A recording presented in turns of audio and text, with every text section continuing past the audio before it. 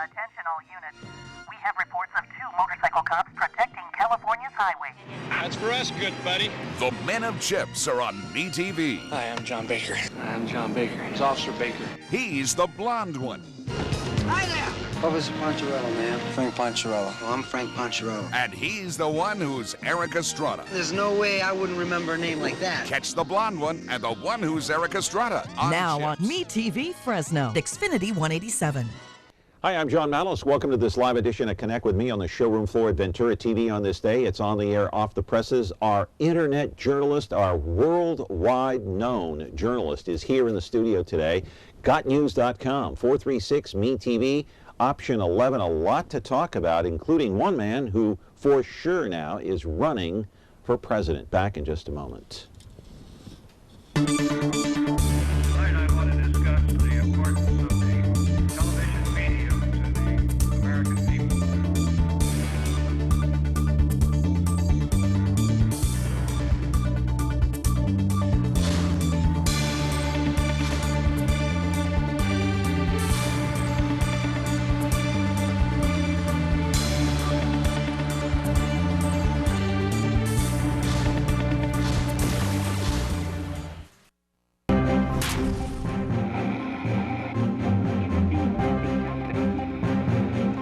Welcome back to the program, my friends, here on the showroom floor at Ventura TV. It's on the air, off the presses again. It's Monday morning and a lot to get to today, but I want to mention first here at the top that our program today is sponsored by Dr. Thomas Casagrande. He is, of course, the hardcore owner, the sole owner of 2020 Optometrics out there at Shaw and Blackstone. Been out there 20 years. He's got more than 2,000 frames to choose from. In fact, I have to go out there and check it out because, I'm tired of wearing these drugstore glasses to read my copy. But anyway, go out there and see Dr. Thomas Casagrande. Hey, a quick reminder, you're watching us on Comcast, channel 187, 43.6, 13.1. Those are all the live stations right now where this broadcast is live on those 3 stations. Later in the day, you can catch the replay at your convenience at 2 o'clock in the afternoon, and that would be 13.6, 8 o'clock at night, 4.6 Biz TV, and then the Twitter account, of course, at John Malos Me TV. Got to update that very soon. Anyway, I think the biggest news coming out of Washington, or should I say Texas, is Ted Cruz announcing that he is going to run for the White House in 2016. All right, no surprise there. We're going to get to that in a moment with our guest today. But first, maybe the second biggest news coming out of Washington, or maybe Arizona, would be John McCain and some of the comments he made over the weekend to some of the talk show hosts over the course of Sunday. I guess it was Sunday that he made those comments. Let's roll the videotape, my friends. I'll show you exactly what I'm talking about. McCain ripped into the president, talking about the Israeli-Palestinian situation, Benjamin Netanyahu. He said, get over it. Get over your temper tantrum, Mr. President. It's time to work together with our Israeli friends and try to stem this tide of ISIS and Iranian moment throughout the region. McCain talking about the administration's response to Benjamin Netanyahu, who last week won his re-election campaign as prime minister. Netanyahu made some comments during the campaign that there would be no Palestinian state as long as he was in office. The Palestinians and the Israelis have been at odds for decades over that issue. In fact, the fear on both sides has led to suicide bombings over the past few decades. Clashes like this one that took place at the Al-Aqsa Mosque last October. For the first time in 48 years, Israeli authorities closed that mosque to all worshipers as Palestinian leader Mahmoud Abbas called it a declaration of war. This is the third holiest site for Muslims around the world, but Jews want to pray there too. It sits on Temple Mount, holy site for both Jews and Muslims. 15 years ago, the Palestinians turned down an agreement that would have given them 91% of the West Bank, but they said no. There is no adequate water that comes into the West Bank. In the meantime, Israel continues to build settlements there on the West Bank. McCain said the president has his priorities all screwed up, that it's unbelievable. Either that or he's delusional. We'll talk about that and much more with our guest today, live in our studio now, Charles C. Johnson, an internet journalist who has broken many stories across the nation, across the world, my friends. His website is called GotNews.com. He is here to take your phone calls calls. And by the way, he knows Ted Cruz. He knows the man who announced his candidacy for President of the United States. He'll be running in 2016. 436-MeTV option 11. The one and only Dr. Thomas Casagrande is our sponsor today. Back in just a moment. At 20/20 Optometric, your vision is their focus. Whether you're 5 or 65, Dr. Thomas Casagrande will get to know you, your lifestyle, and vision needs to ensure that your contacts or eyeglasses are a perfect fit and the right prescription every time. With the Valley's largest selection of eyewear, 20/20 has over 2,000 frames, including top designer brands like Coach, Tiffany, Prada, Ray-Ban, Oakley, and more. Eye exams start as low as $89, so call or stop by to schedule your appointment today. Tune in to Heartland for the best in true country music.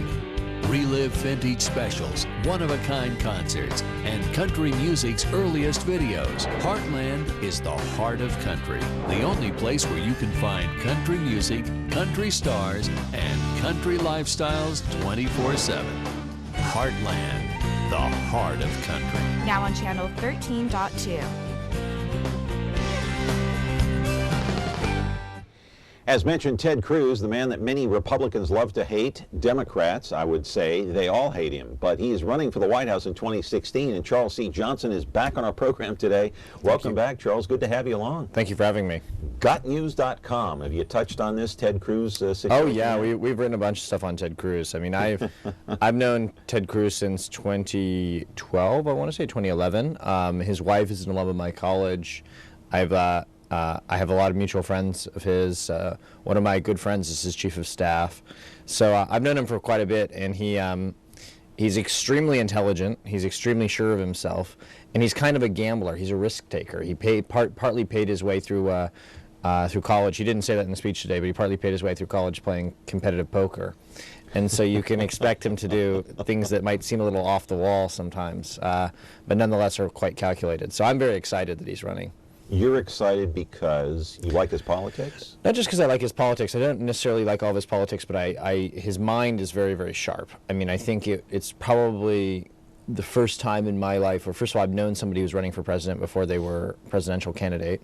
And second of all, it's somebody who, I mean, this is a Harvard, Princeton guy, and who's yet a conservative. And every person that I've interviewed who's ever kind of known him and met him has said he's one of the smartest people that they've ever met, including Alan Dershowitz, including Peter Thiel of Facebook fame. And so I'm very excited to see what ends up happening with him. Yeah, Alan Dershowitz said he was the smartest, well, you broke it on you're the one that broke the story, his smartest student he ever had.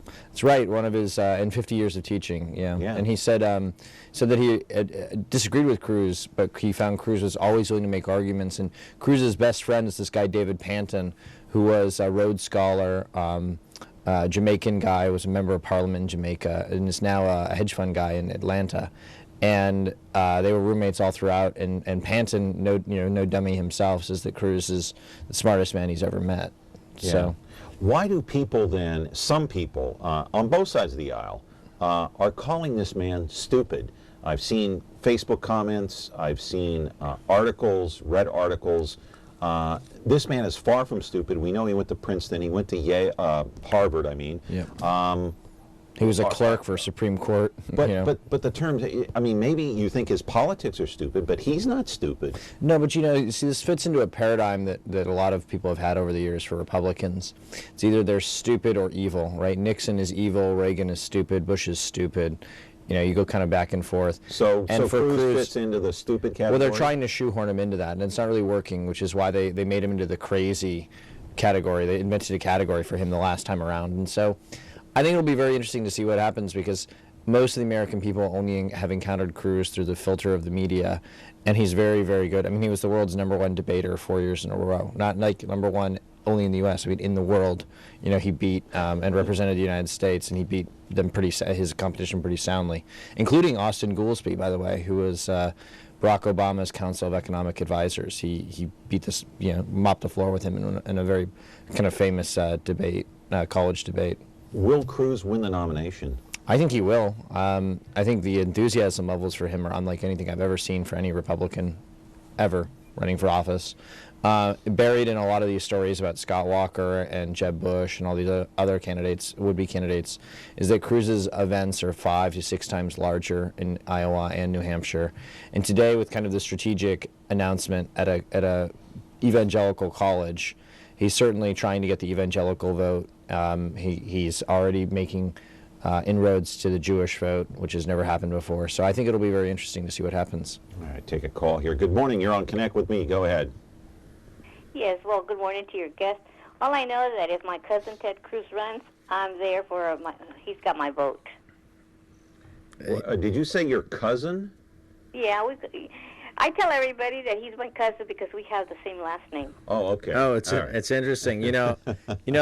It's funny. So all of these GOP consultants, all these GOP consultants are saying things like, that Cruz can't get the Hispanic vote because his views on amnesty.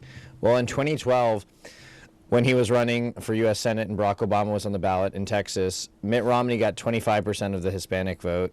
Cruz got 40% as a U.S. Senator.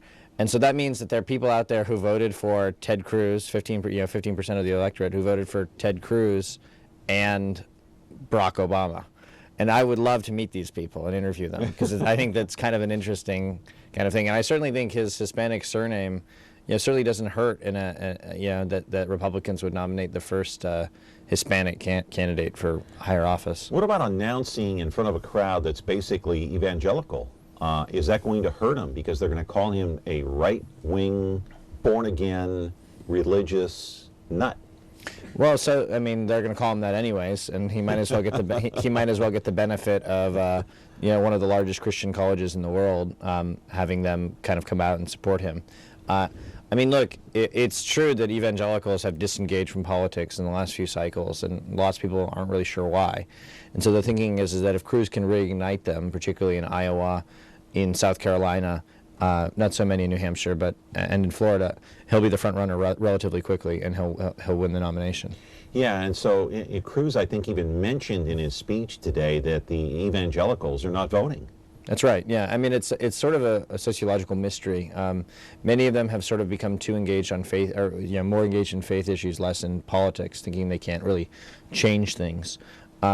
We shall see as time goes on. My sense is that they're kind of coming back into the fold, getting more engaged. But it is a gamble that Cruz is making. Whether or not it pays off, we'll see. Well, I got to go to break. But will that evangelical vote, will that get him over the top if they start going to the polls again? Oh, absolutely. He doesn't even need that many of them to show up to win Iowa. Really? So he needs maybe at most 25% or 30% of the totals to break for him. Wow. Talking with Charles C. Johnson of GotNews.com. He knows a lot about what's going on, and so you can call in and ask him. 436-MeTV option 11. Don't forget, today's program sponsored by Dr. Thomas Casagrande.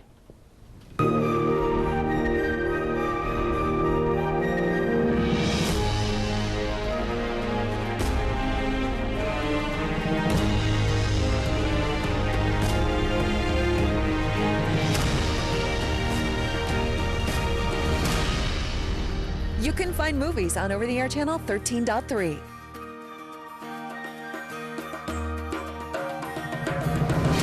Movies. Our name says it all. Ventura TV Appliance Center. We're the low-price leading brands reliable advice place. The Frigidaire Gallery Dream Kitchen Get Yours Today place. You with me? Right now, get huge savings on select Frigidaire Gallery appliances and pay no interest when paid in full within 6 months at the hometown low price think outside the big box place. Since 1951, Ventura TV Appliance Center. We're working hard to be your place.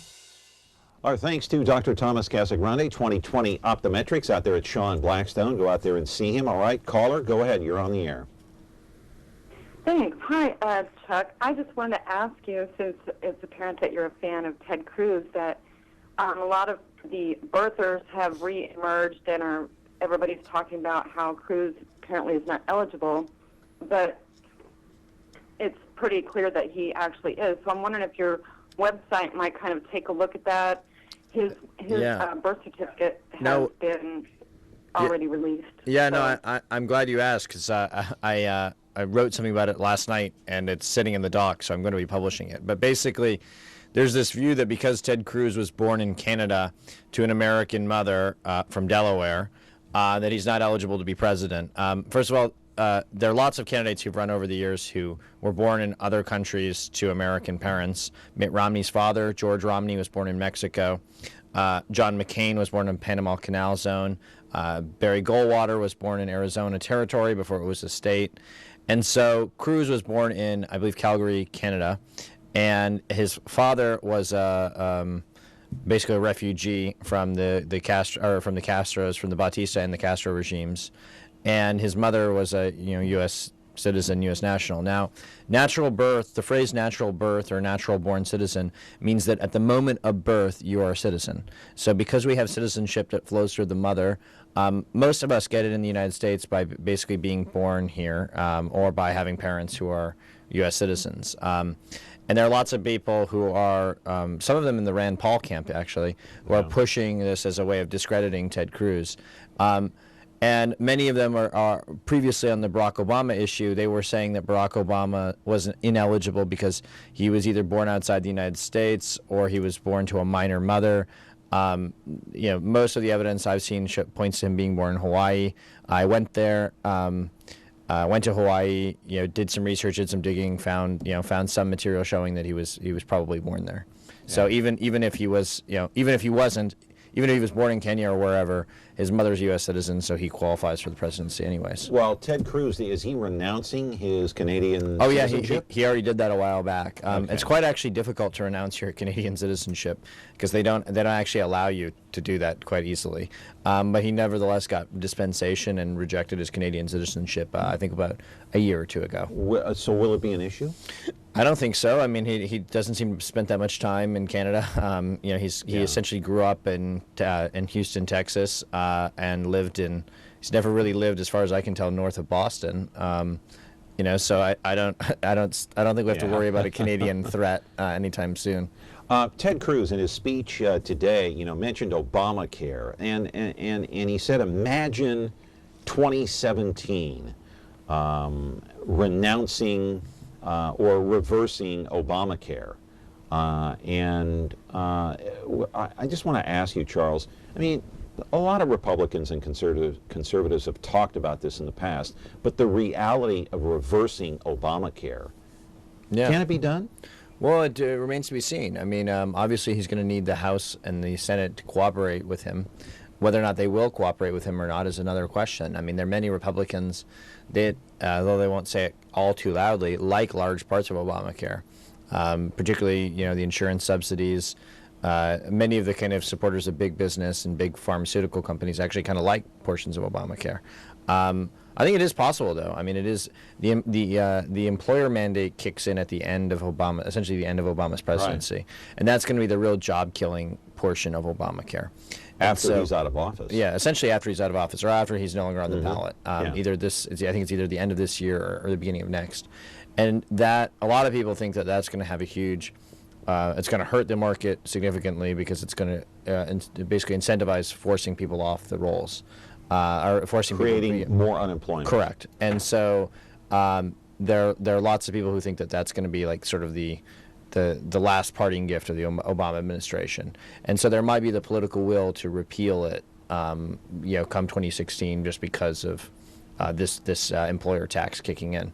Yeah, and portions of it may be repealed, maybe not all of it. Right. I mean, parts of it have already been repealed. Certain things of the medical device tax is not as excessive as it once was.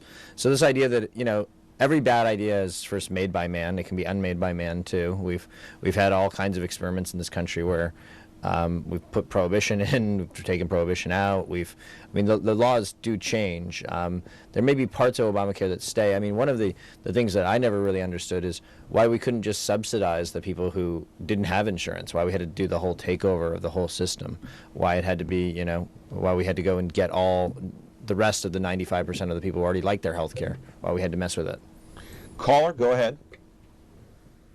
Yeah, I'd like to ask your guest a question on, sometime back, Scott Walker was one of the front runners, and Ted Cruz, he's going to hurt with the Hispanic vote anyway. So it's not so much that he's a strong candidate and all that. But Scott Walker was probably one of the strong front runners some time back ago. I mean, and I want to know why he lost a lot of the voting. I mean, percentage wise. I mean, to keep up with Hillary. Hillary, she's going to have some issues anyway, but she's going to come through it, and she's going to have so much backing as far as money, that she's the only front runner they got. I mean, who else are they going to go? They're not going to go for Biden anyway, but that issue there, Benghazi and whatnot, the texting and all that might be not a big issue. I mean, they're just going to be pushing it anyway. But Scott Walker was a front runner. Why did he lose all that energy from his percentage points against Hillary?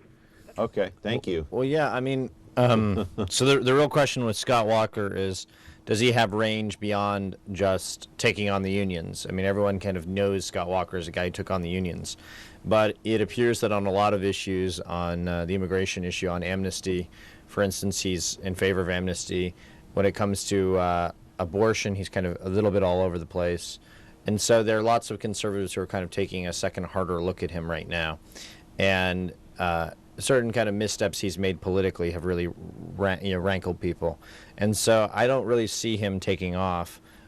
He does have a lot of money and a lot of support because he's essentially run 3 elections in 6 years, with all the recalls and with actually in 5 years, basically, with all the recalls. And so he's had all this money, a lot of it from billionaires who dislike their own union problems. So he is sort of being urged to run for president. Whether he does or not in the final analysis, I can't say. I don't think he'll go far, though. All right, got to take a break. More with Charles C. Johnson here of GotNews.com. We'll also talk about a brand new book, or a book that he has written about Coolidge, the former president, of course, and Scott Walker. Jeb Bush are also going to probably run for president, obviously. We'll talk to Charles C. about how Ted Cruz would fare against those two and maybe against Hillary. Thomas Casagrande, 2020 Optometrics, is our guest today. Back with more in just a moment.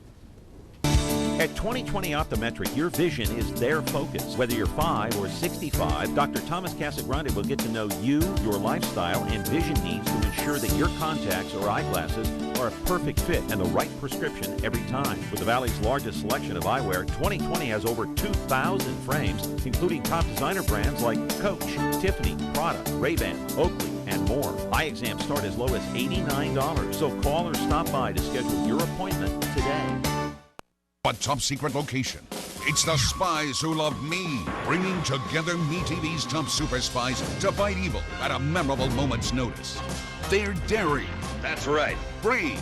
Now what are we gonna do? The best we can. Suave. Does that apply to me, Oscar? Possibly.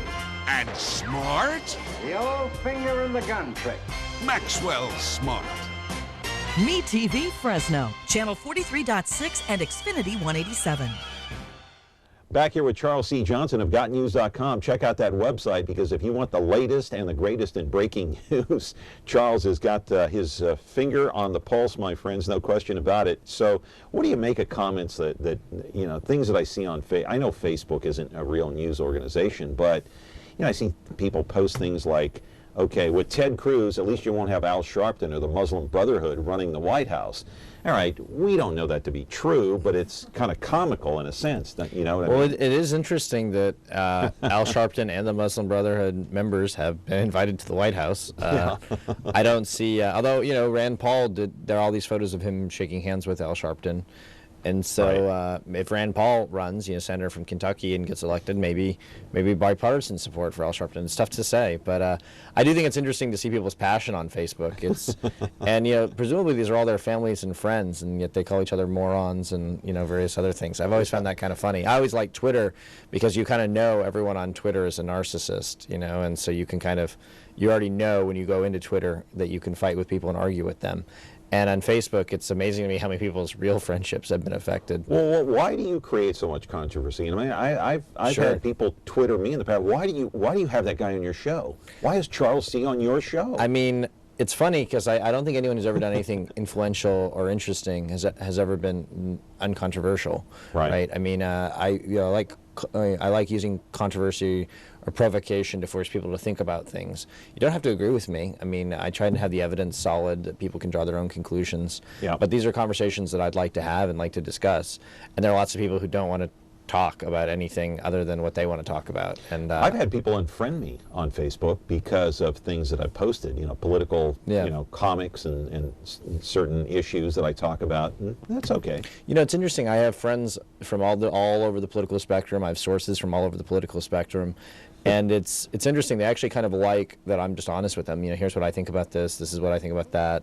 And they like that. They actually keep coming back for it. So I think I think a lot of people are kind of juvenile sometimes about their politics or about kind of trying to guilt by association, which I think is kind of unhealthy. They're sensitive, too. They're sensitive, and I think that's dangerous. I mean, we should be adult enough to disagree and still have a beer and hang out afterwards, Yeah. You mean like Reagan and Tip O'Neill. That's right. All right. And it wasn't just one beer, Cruz versus a Jeb Bush and a Scott Walker. So here's the question. So Jeb Bush has the money. Cruz is going to have the voters.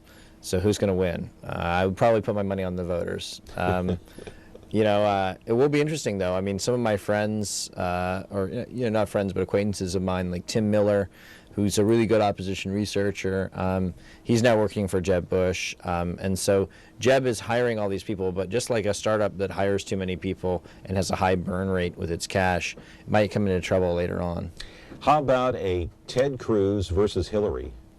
Oh, I think Hillary is vastly overrated. I think there's so many scandals that have yet to break. I know I'm sitting on a few myself, and they're basically share them? No, they're basically annuities. I mean, you want her to win the nomination and then start to release some of the material. Yeah. And I think she's vastly overrated. I actually feel bad for a lot of the Democrats because they essentially have no bench after Hillary. It's Hillary or bust, and that's kind of a sad. I mean, all these Republicans were out debating, and people are excited about all these candidates, and the Democrats are like, oh, okay, Hillary, I guess. They really want Elizabeth Warren or some other candidates, but it doesn't look like they're going to enter. So your prediction is Ted Cruz next president? Probably, yeah. I mean, if a gun were put to my head and you loaded it, I would probably bet on Ted Cruz, just because the amount of dedication, the ability to give lots of speeches.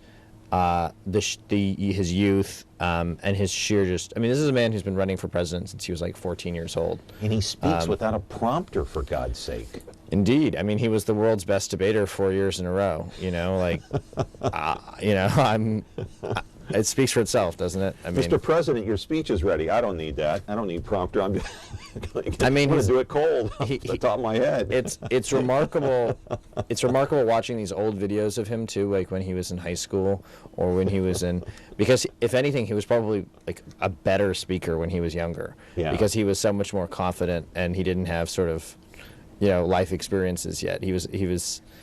Yeah, and I've seen him give oral arguments before the Supreme Court. I mean, he's argued cases before the Supreme Court, and it is amazing how technical they are and how the judges will interrupt. You can listen to the oral arguments yourself. They'll interrupt, and he'll make jokes. I mean, he's so fast on his feet, and I think that's such a contrast to the last Republican president who perhaps wasn't as good about giving speeches.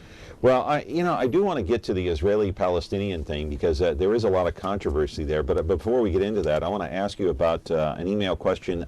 Your opinion: should the Obama Library go into Hawaii or Chicago? I think it'll probably end up in Chicago, though there's a push to bring it into New York. I think it'll probably end up there. I intend to do a lot of research on Obama after he's out and reveal a lot more material. I would prefer it in Hawaii for obvious reasons, but it'd probably be a bit cheaper on my wallet for it to be in Chicago. And also, his political career really started in Chicago, so I think it's probably best that it be there. Right. All right. Talking to Charles C. Johnson. Got to take another break. We'll talk about his book. We'll talk about the Israeli-Palestinian situation and the rift between the president and the prime minister, Benjamin Netanyahu, and also what's going on in Yemen and Iran, the nuclear bomb. A lot to get to here in the next half hour. Back with more. Hey, don't forget, Thomas Casagrande, 2020 Optometrics, our sponsor today. When you're looking for Whirlpool innovation and quality, who has the answers, the selection, the price? Ventura TV Appliance. With billions in nationwide appliance buying power, more than Home Depot and Best Buy combined, we'll help you save. Our low prices on Energy Star qualified Whirlpool appliances save you energy and money and pay no interest on select models when paid in full within 12 months. Ventura TV Appliance, serving you since 1951. Retro TV, your home for classic television. The greatest shows in history are here for you to enjoy. Join Cosby and Culp as secret agent men in I Spy. Ride along the Ponderosa with the Cartwrights in Bonanza. Hit the beat with Joe Friday in Dragnet. And that's not all. Retro TV offers endless fun and excitement for the whole family to enjoy. Retro TV, the best in classic television. You can find Retro TV on over-the-air channel 13.4.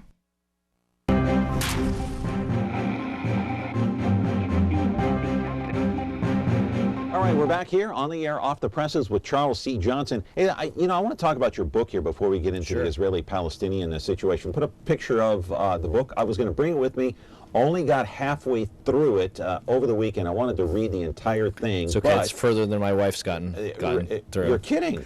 No, Why? I mean she likes it, but the political stuff is a bit. She says it's a bit dry. Why can't you write good fiction books? You know. All right. Oh well. Okay, I thought we had a picture of the book. No, it's fine. Have it or don't? No, it's fine. I mean, don't have it. Okay, so it's called Why Coolidge Matters: Leadership Lessons from America's Most Underrated President, and it was blurbed. A conservative president from Massachusetts. It was Ronald Reagan's favorite president was Calvin Coolidge, and it was blurbed by none other than U.S. Senator, future presidential candidate Ted Cruz. So that's sort of one of the first ways that I got to know Ted Cruz. Basically, the book makes the argument that all the issues we're dealing with today, immigration, taxes, government spending, government unions, wars, domestic and form of domestic terrorists, all those things they were dealing with in the 1920s. And the guy who came around and delivered satisfactorily and gave us the Roaring '20s, which is a great period of economic growth, was Calvin Coolidge. And so I wrote this book, I guess, about a year and a half ago, or almost 2 years ago now, and it's done pretty well for itself. And the basic idea is that this book is to try and teach Americans things they didn't know about their history, and trying to get at the essence of the politics, the essence of Coolidge's political thought, because political thought and what presidents really believe often shape their policies. And so I think that's an important distinction to draw, and that a lot of the times you really want to get inside a president's head in order to see the decisions that they can make. And Coolidge learned from Lincoln learned from the American founding, Reagan learned from Coolidge, and Cruz and others sort of patterned themselves on Reagan. So there's a continuity there that's kind of interesting. And would Coolidge's policies, would his rhetoric, would his beliefs, would they play in today's political world? I think they probably would. I mean, he was very good at getting racial and ethnic minorities to vote for him. He was sort of one of the last Republicans to do really a good job of that. And one of the things he did, for instance, is he signed a law making all Native American citizens in the United States, not just those who'd left the reservations. And he went and started going about and joining Native American tribes. And his view was that if they can join our tribe, I should be able to join their tribe. And it's that kind of thing. He was very close with Jewish Americans, with Black Americans, with Japanese Americans, even though there was contentious politics in the day. Yeah, you mentioned Reagan. Why haven't more conservatives or Republicans tailored not only their message but their policies after Coolidge if he was so successful? Well, I think part of it is that they don't really go back and read a lot of the history. I mean, Reagan was kind of an actor. He didn't write. I mean, he wrote his own speeches, and so there's a lot of stuff at the Reagan archives in Simi Valley. But Reagan didn't leave a lot of clues. I mean, he was sort of a magician. He didn't leave a lot of his tricks explained. And when I went back to the Reagan Library and found all this stuff about Reagan writing to Coolidge's sons, him praising Coolidge and all these different functions, I was really surprised. I mean, he hung a picture of Coolidge in the Oval Office, much to the lament and consternation of sort of Republican establishment figures as well as the media. And he was very, very good at getting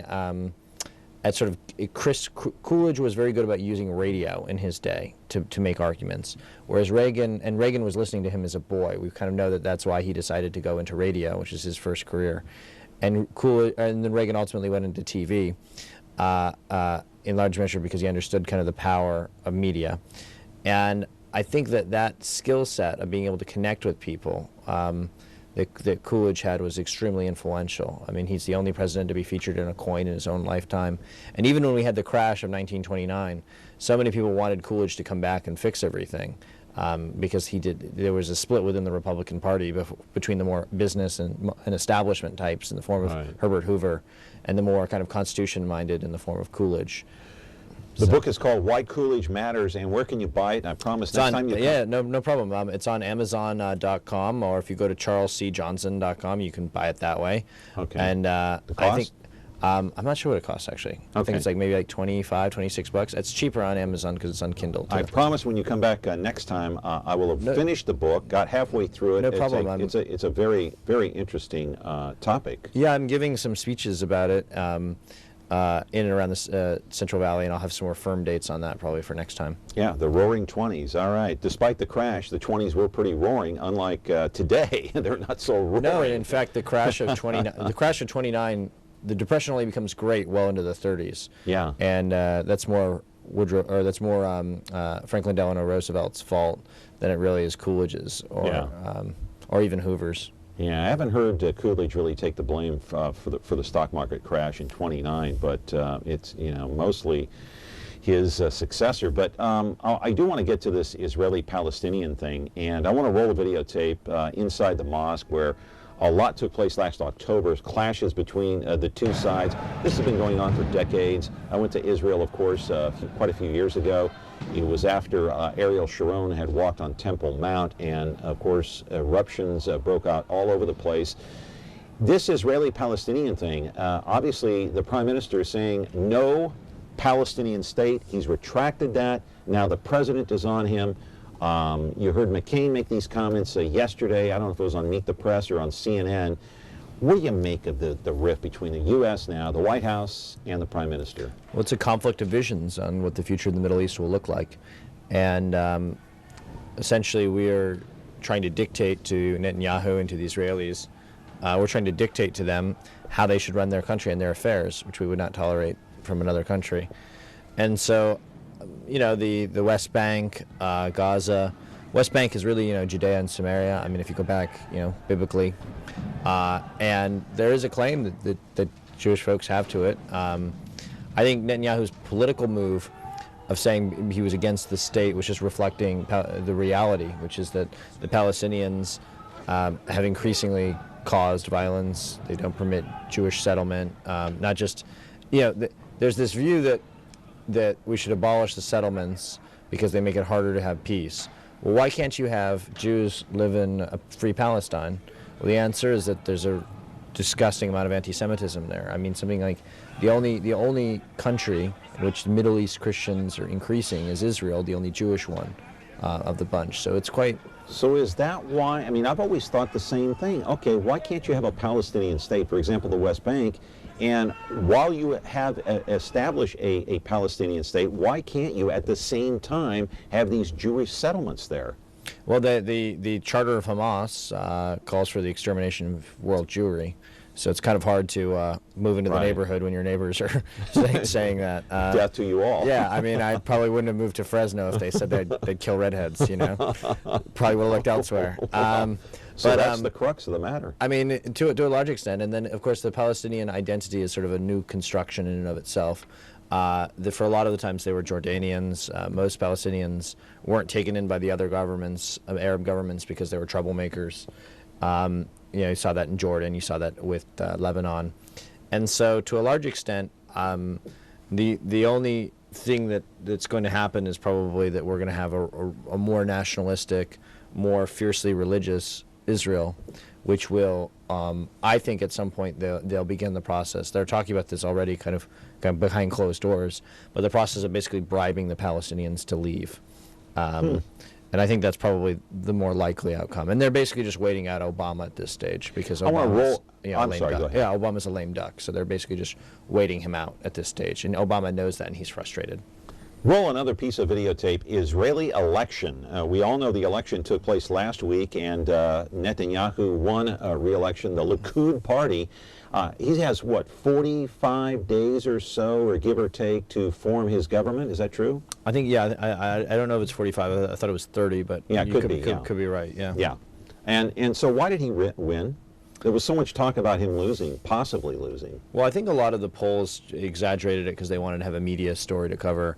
But I think, he had the security people that supported him. He also had the Sephardim, which are basically the non-Ashkenazi Jews who broke overwhelmingly for him. And he also tried to, he was talking a lot about domestic reforms.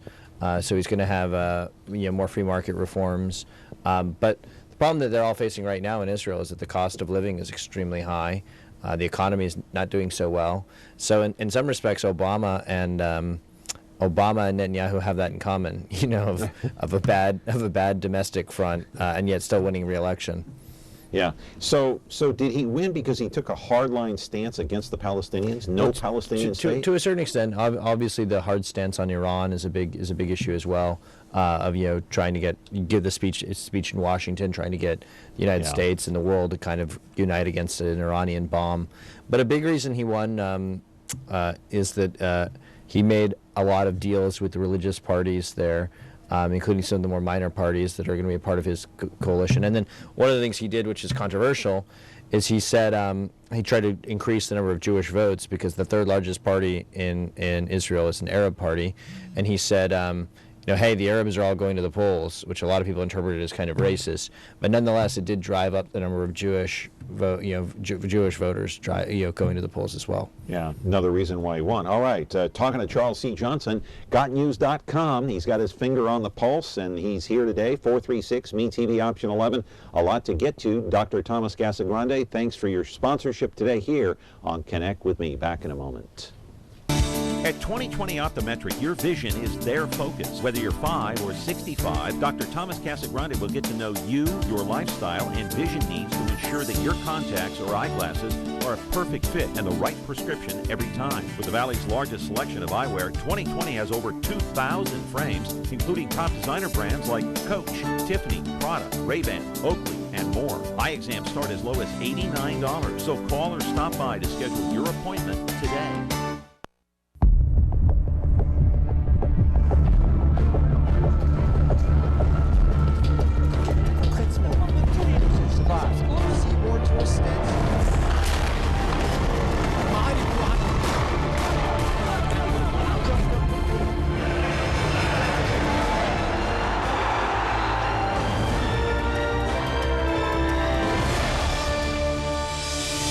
Euronews, most watched news channel in Europe. Back here on the program with Charles C. Johnson talking about international politics. Let's put up the series of photos we have between the president and the Israeli Prime Minister, Benjamin Netanyahu. Look at the body language there in that photo, and that's in the Oval Office. That's incredible. You don't even have to say a word. Look at that. No. I mean, look at Netanyahu's left hand. It's almost clenched to a certain extent. The tension. You can just feel the tension. And, I think it's kind of funny that Obama's crossing his legs too. I always find that. It's kind of funny. Why don't they like each other? Well, for a lot of reasons. One is cultural. Obama essentially grew up, by his own admission, doing drugs and experimenting and basically being kind of a dilettante. And Netanyahu was serving in the military. His brother, Jonathan, was killed in Uganda. Yeah. And so, he's much more nationalistic. Obama's much more multicultural. Netanyahu tends to be much more better read. Obama tends to be much more kind of emotional. Netanyahu's a bit cosmopolitan. And the thing that Obama really kind of dislikes about Netanyahu is that he sort of needs to pretend to like him in order to get a lot of Jewish donors and supporters of Israel to support him. Now, it's not really working, which is why a lot of supporters of Israel are becoming more and more like worth the United States. But yeah, I mean, these photos they do tell a picture, don't they? I mean, these are not men who like each other. And it's too bad because I think the U.S. and Israel should be much closer. I wonder if they had a few drinks after that or before that photo there. Maybe. They're actually smiling. Maybe. I mean, I don't know, but and don't forget the president has been accused of being sympathetic to Islam.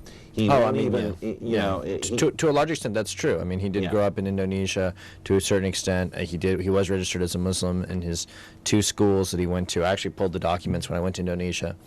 And he had lots of Muslim friends when he lived in Chicago. They were big political backers of his. He also had liberal Jews, though, who were supporters of him. So for Obama's dealing with Jews typically tends to be secular Jews, liberal Jews.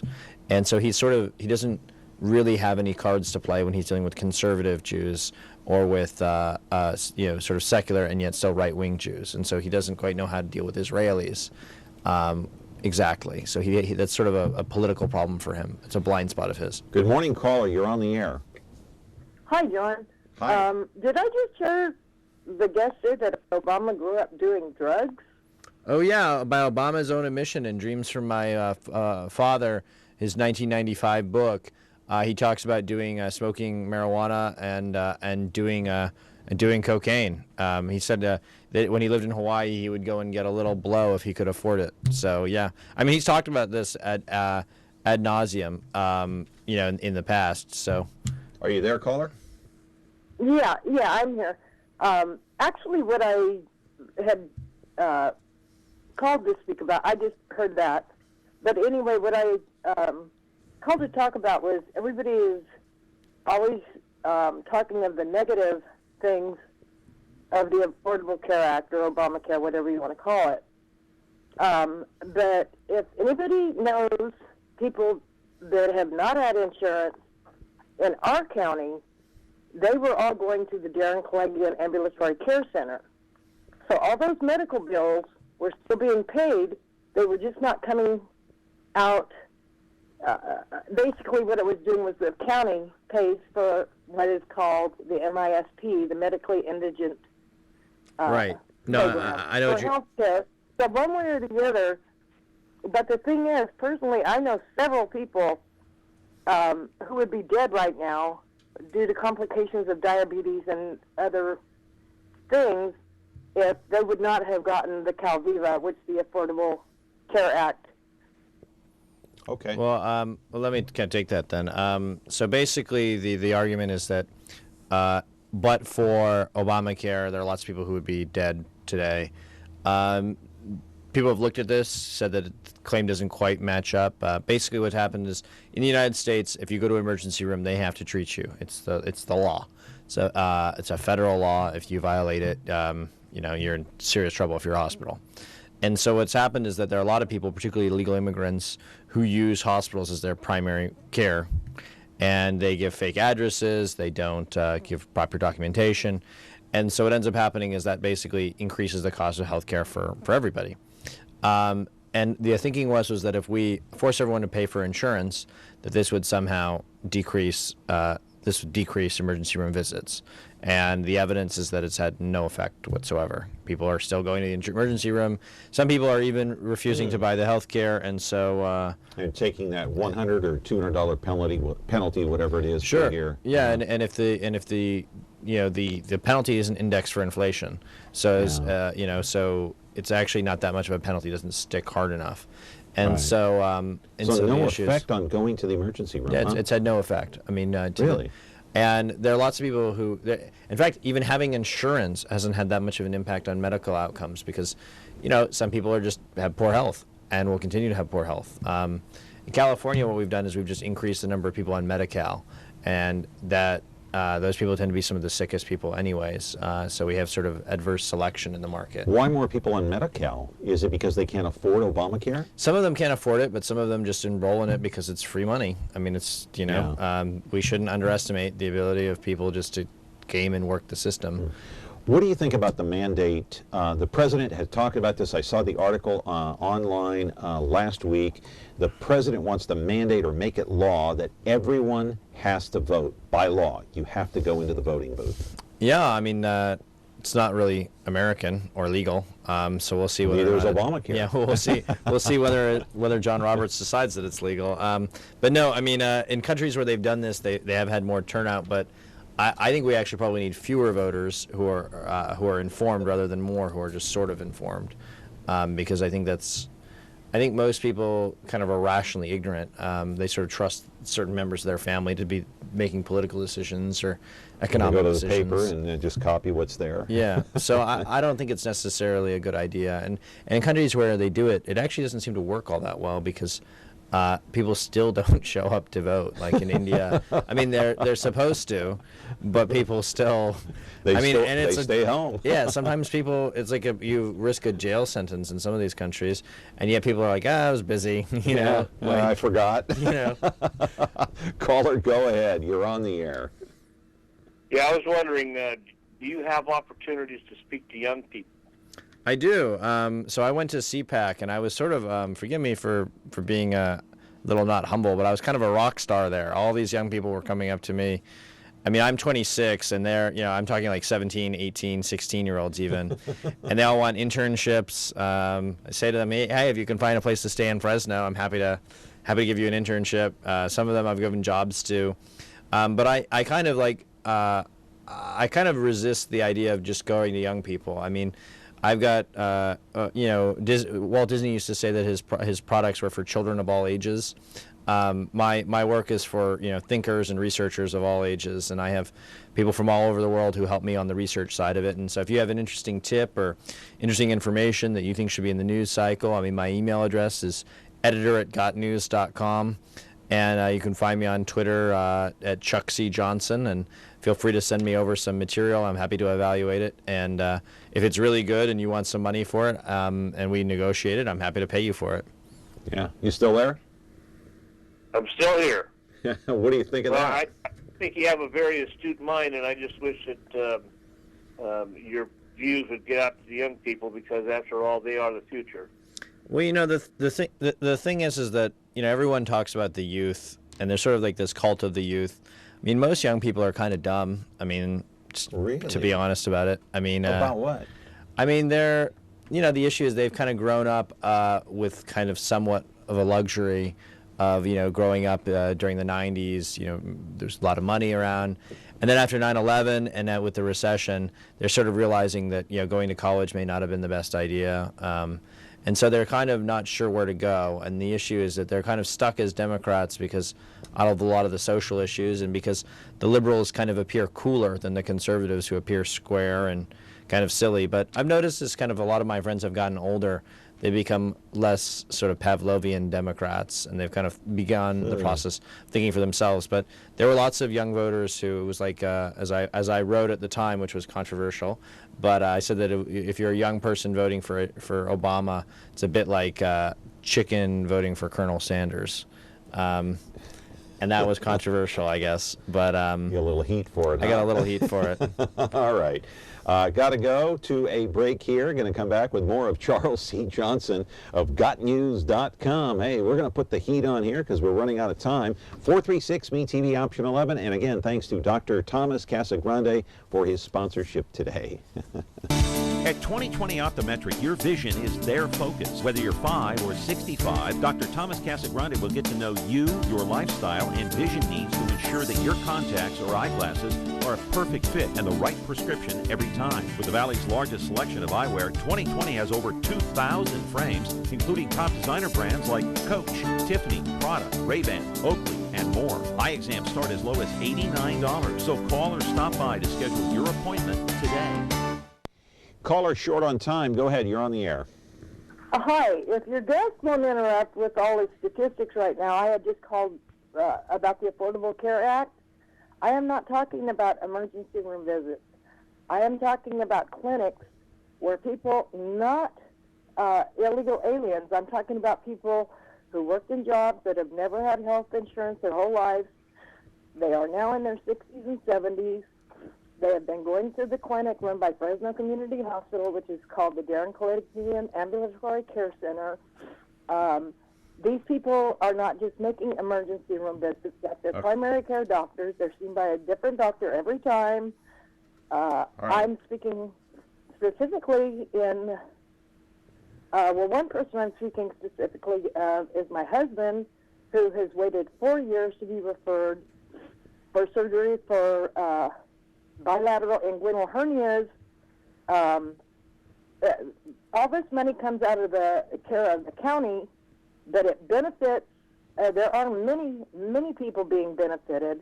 Okay. Sorry that All the right. people who have had insurance their whole lives, their premiums are going up. Ma'am, we're running short on time here. So quickly, in 5 seconds, what's your question? Because that's all we got here. I'm sorry. No, my statement is people need to start looking at some of the benefits that the Affordable Care Act is providing to natural-born Americans who have never had the benefit of insurance for their life because maybe they were field laborers, Right. house painters. Sure, and I appreciate the call. And Thank you. The short way to say it is that the costs vastly outweigh the benefits. I mean, people are my age.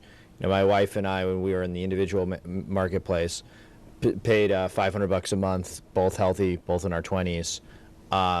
That is frankly unacceptably high costs for health insurance, particularly when before Obamacare went into effect.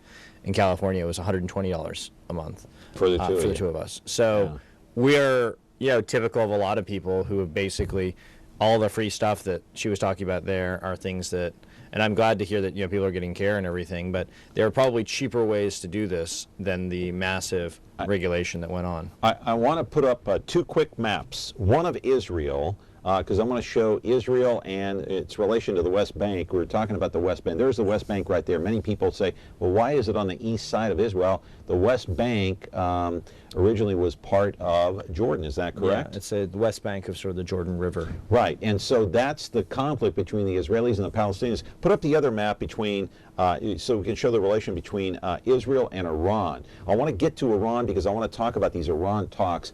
Iran is not that far from Israel. Israel is worried that if Iran gets the bomb, it's over.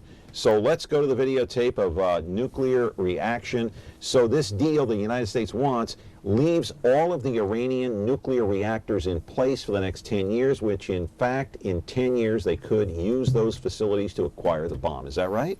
Yeah, I mean, the very same negotiator, Wendy Sherman, who's negotiating this deal, is the same lady who, formerly a social worker, believe it or not, I think her husband was a donor to the Democrats, negotiated the deal that got us the North Korea getting the bomb. So these kind of strategies aren't really working all that well. And is this a good or a bad deal in your opinion? It's a terrible deal. But because they're going to get the bomb? They're going to get the bomb anyways, yeah. And I don't think there's a lot we can do short of military intervention. And if you're Iran, you want the bomb really, really badly because second you have the bomb, I mean, we have to take seriously every country on the planet that has a nuclear weapon. And every country that's gotten rid of their nukes, Ukraine, South Africa, they've sort of ceased to exist under their last government. And so I think it's unfortunate because it's going to lead to an arms race in the area, but it's perhaps inevitable. Quickly, got a minute and a half. Roll the other videotape of Yemen. I want to talk about the crisis in Yemen, of course, on the brink of civil war. We got about a minute left. The UN held an emergency meeting yesterday to tackle this issue. 46 killed, more than 200 injured, 2 mosques, 4 suicide bombers blew themselves up. Is this a real crisis right now in Yemen? Yeah, I mean, Yemen is essentially being taken over by Shiite militias, and I mean, we brought over 50,000 Yemenis to settle in the United States since 9/11, which is probably not a good idea in light of what's going on. They're supposed to be our ally too. Well, their government was, but their government was essentially a puppet of us and of the Saudis, and that government is no longer in effect. Yeah, and so quickly, we got 30 seconds. What's the end result here, in your opinion? More civil war and bloodshed, and we shouldn't be having any Yemeni settle in the United States, given the history of that country with violent conflict. Yeah, I think our people are out of there. They're out. No, I mean, we shouldn't be bringing them into the United States either. I think for settlement either. Yeah. Hey, Charles C. Well, good to see you. Hey, come back again. I want to talk more about your book, Why Coolidge Matters, and where you can get it. Our thanks to Dr. Thomas Casagrande of 2020 Optometrics. That's going to do it. Thanks again to Charles C. Johnson. GotNews.com. Go to the website and check it out because he's got the latest and the greatest news, finger on the pulse. We're back tomorrow with another edition of Connect with Me on MeTV Fresno.